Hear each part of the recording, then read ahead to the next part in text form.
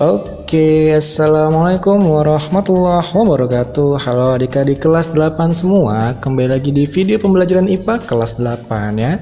Terakhir kita sudah belajar tentang sistem peredaran darah. Nah, sekarang kita akan masuk ke bab baru nih ya. Bab tentang tekanan zat. Tapi sebelum itu jangan lupa di subscribe channel kakak ini ya.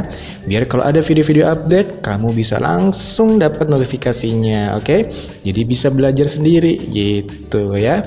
Nah, berbicara dengan tekanan zat, coba lihat gambar berikut. Tahukah kamu mengapa bagian bawah bendungan itu dibuat lebih tebal daripada bagian atasnya? Ternyata teknik pembuatan bendungan ini berkaitan dengan sifat fluida. Fluida itu zat cair dan gas ya. Jadi fluida ini tidak hanya memberikan tekanan pada bagian dasar bendungan saja, tapi juga pada bagian sisi atau dinding wadahnya. Nah, tekanan di dinding wadah ini disebut dengan tekanan lateral. Apa sih tekanan lateral itu? Nah, kita akan coba pelajari di bab ini, oke? Nah, kalian masih ingat dong, ada beberapa jenis wujud zat yang ada di alam. Ada 3 kan? Ada zat padat, ada cair, ada gas. Nah, ketiga wujud zat ini memiliki karakteristik yang berbeda-beda, betul?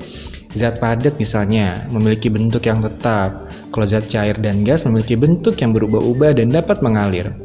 Nah, karena zat cair dan gas ini dapat mengalir, keduanya ini disebut sebagai fluida atau zat alir gitu ya. Nah, salah satu sifat zat ternyata ini adalah memiliki tekanan. Nah, dalam bab ini kita akan pelajari tentang tekanan zat padat, zat cair, dan gas.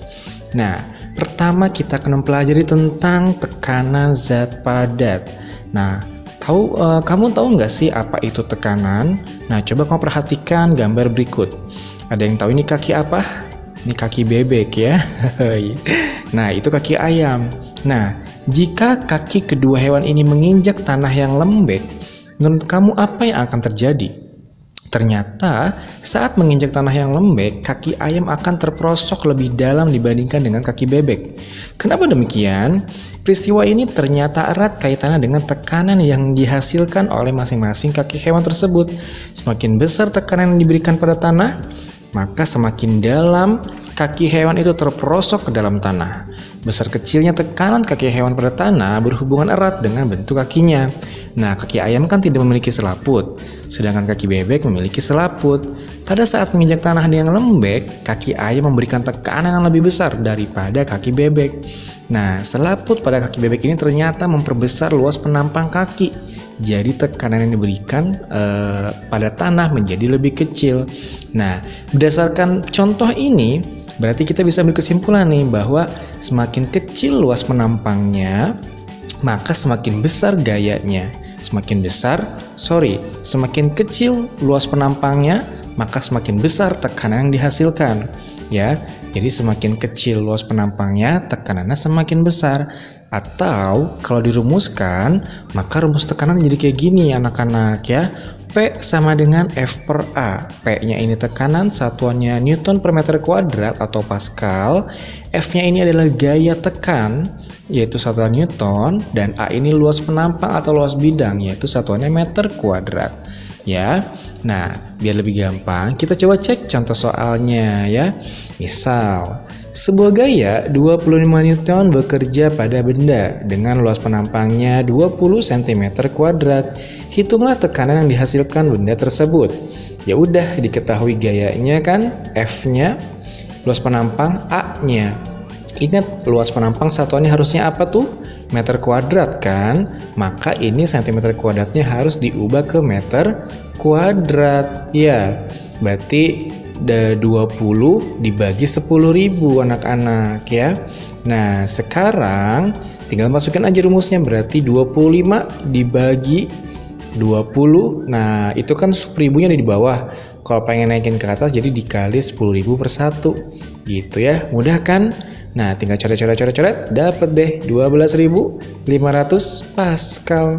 Nanti hitung sendiri ya. Nah, kita lanjut, oke?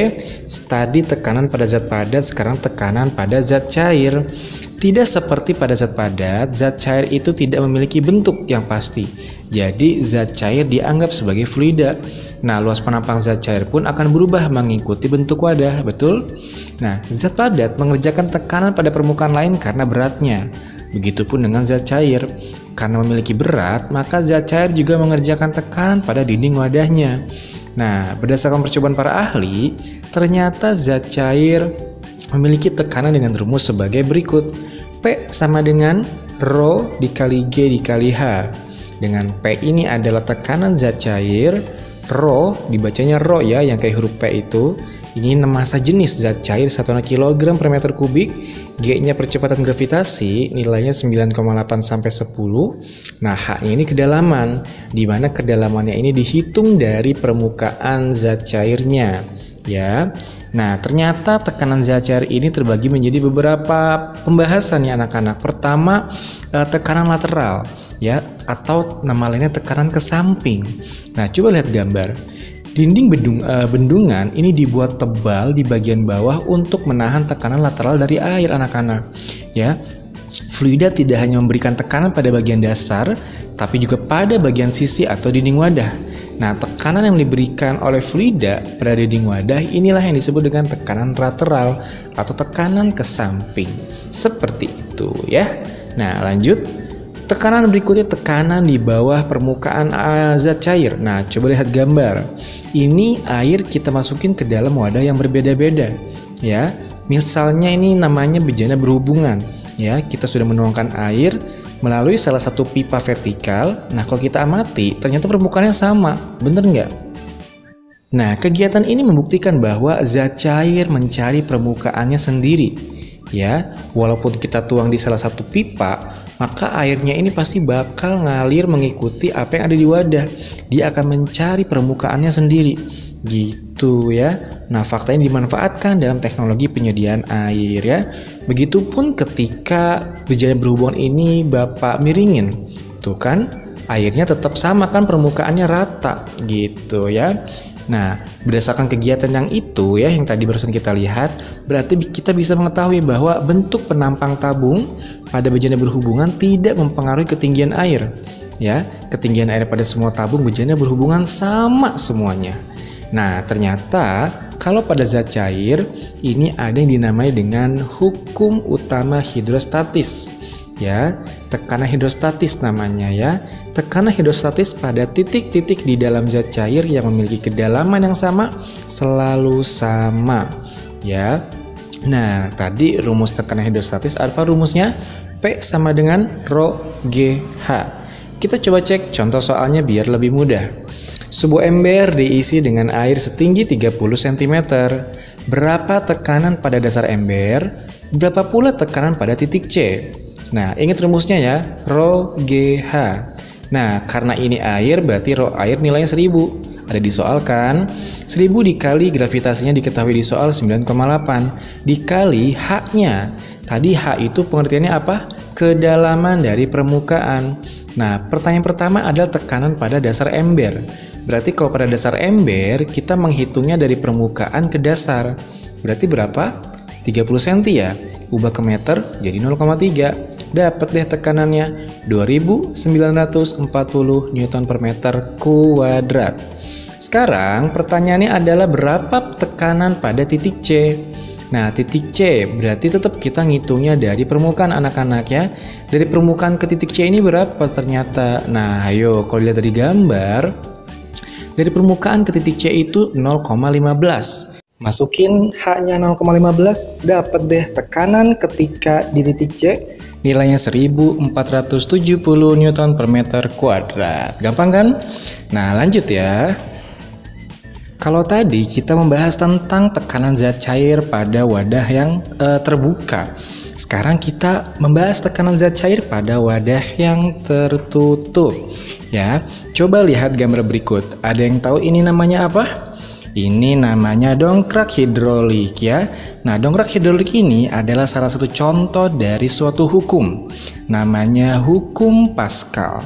Nah, hukum Pascal ini menyatakan bahwa ketika tekanan diberikan pada sembarang bagian dari suatu zat cair dalam wadah tertutup, tekanan itu akan diteruskan sama besar ke segala arah dengan gaya yang tetap dan arahnya tegak lurus permukaan wadah. Coba lihat gambar yang di sebelahnya ya. Ketika kita memberikan tekanan sebesar F1 di luas penampang A1, maka tekanan itu akan diteruskan sama besar ke sisi yang satunya lagi. Dapat F2, akhirnya mobilnya bisa keangkat. Nah, ini namanya konsep hukum Pascal ya, di mana hukum Pascal ini dirumuskan dengan F1 per A1 sama dengan F2 per A2. Dengan F-nya adalah gaya, A-nya adalah luas, P-nya adalah tekanan. Sudah tahu dong? Kita ke contoh soal langsung ya, biar lebih paham. Nah, pada pengisap 1 bekerja gaya 100 Newton. Coba lihat gambar. Pada pengisap 1 gayanya 100, kemudian luas penampangnya 0,2. Nah, berapa berat beban yang dapat diangkat pada pengisap 2 ketika luas penampang di pengisap 2 itu 1? Nah, kita masukin nih.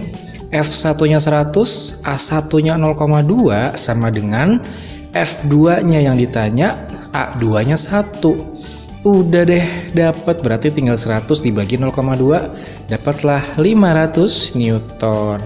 Gampang ya. Nah, nanti latihan soal tenang di video berikutnya, oke? Nah, itu tadi tekanan pada zat cair. Sekarang pembahasan terakhir, tekanan gas. Ya, coba kamu lihat gambar berikut. Gas, seperti halnya zat cair juga memiliki tekanan. Tekanan pada gas ini menekan ke segala arah. Secara sederhana, kamu dapat membuktikan adanya tekanan gas dengan cara meniup balon atau bola plastik.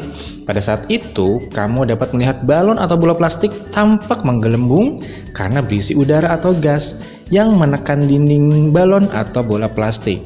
Nah, untuk mengetahuinya kita coba pelajari, oke?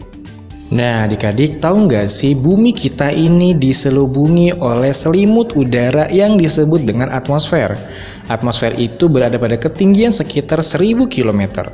Udara atau atmosfer juga memberikan dorongan atau berat pada permukaan bumi dan benda-benda lain di sekitarnya. Nah, gaya yang dikerjakan oleh atmosfer, persatuan luas permukaan bumi disebut dengan tekanan atmosfer yang nilainya 100.000 Pascal. Nah, tahu nggak, peralatan yang digunakan untuk mengukur tekanan atmosfer itu disebut dengan barometer. Peralatan ini dirancang oleh Evangelista Torricelli pada tahun 1643. Nah, kita coba cek barometer tuh kayak gimana ya. Nah, coba lihat gambar ini. Ini adalah barometer yang dibuat oleh si Torricelli. Barometer sederhana ini terdiri dari tabung kaca sepanjang 100 cm dengan rongga yang sempit dan seragam. Tabung ini diisi dengan raksa murni sampai penuh sehingga tidak ada gelembung udara di dalam tabung. Nah, ujung tabung yang terbuka itu ditutup dengan ibu jari. Lalu tabung itu dibalik dan dimasukkan ke dalam bejana. Nah, ibu jari dilepaskan setelah ujung tabung berada dalam permukaan yang berisi raksa itu. Ya, nah kalau diamati ternyata sebagian raksa turun sehingga menyisakan ruang kosong yang disebut dengan ruang hampa. Nah, ruang hampa itu berarti ruang tanpa udara, ya. Nah, begitupun kalau di permukaan laut, tinggi kolom raksa itu di dalam tabung 76 cm dari atas permukaan raksa pada bejana. Hal yang menarik, walaupun tabung berisi raksa dimiringkan, tinggi permukaannya akan tetap. Nih ya, coba kalau kita miringin, nah itu ketinggiannya sama aja. Jadi ketinggian kolom raksa itu tidak berubah jika tabungnya dimiringkan, gitu ya. Tapi kelemahan barometer sederhana ini adalah semua peralatan terbuat dari kaca, jadi riskan pecah. Kemudian permukaan atas kolom raksa tidak selalu segaris dengan tanda 0 pada tabung dan tidak praktis untuk dibawa kemana-mana. Makanya kita perlu yang namanya barometer aneroid ya. Nah, kamu cek tuh nanti ya barometer aneroid kayak gimana, cek di Google, oke? Nah, terakhir kita akan belajar tentang tekanan gas dalam ruang tertutup. Kalau tadi kan pada ruang terbuka ya, sekarang kita belajar pada ruang tertutupnya. Nah, tekanan gas dalam ruang tertutup terbagi menjadi dua nih yang akan kita bahas. Manometer raksa terbuka dengan manometer raksa tertutup ya. Nah, sekarang kita cek satu-satu. Pertama, manometer raksa terbuka ya. Coba lihat gambar. Manometer raksa terbuka berbentuk tabung U. Yang kedua ujungnya terbuka. Tabung U ini diisi dengan raksa. Nah, sebelum digunakan, permukaan raksa pada kedua pipa sama tingginya. Coba lihat gambar yang A. Nah, saat salah satu pipa atau kaki tabung dihubungkan dengan ruangan yang akan diukur tekanannya, yaitu R tuh ya, seperti gambar B sama gambar C, maka ketinggian raksa pada kedua pipa akan berubah. Kita lihat gambar B. Jika tekanan udara pada ruang R lebih kecil dibanding tekanan udara luar atau atmosfer, maka udara luar menekan permukaan raksa di pipa yang terhubung dengan udara luar. Jadi, permukaan raksa di pipa yang terhubung dengan ruang R menjadi naik.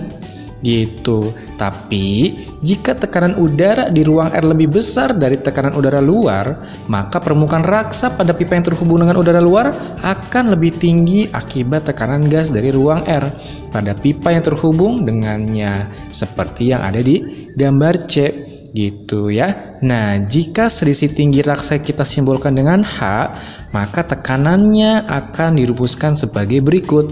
P gas sama dengan PU tambah H. P gas ini adalah tekanan gas dalam ruangan, ya, sedangkan PU ini adalah tekanan udara pada manometer tertutup. Nah, H-nya ini ada selisih ketinggian zat cair, ya. Nah, baru manometer raksa tertutup. Nah, ini juga konsepnya kurang lebih sama. Dia berbentuk tabung U yang berisi raksa, tapi salah satu ujungnya tertutup.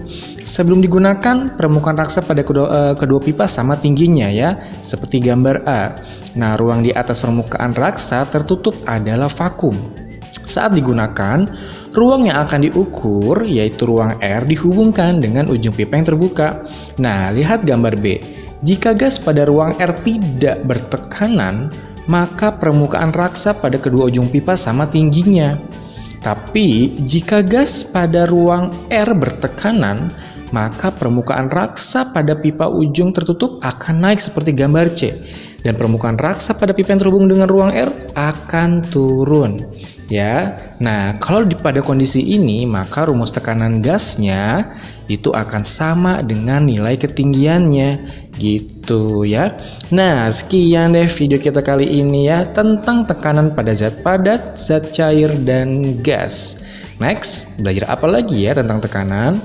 Tunggu video berikutnya ya. Sekian, Assalamualaikum warahmatullahi wabarakatuh. Jangan lupa di subscribe, oke?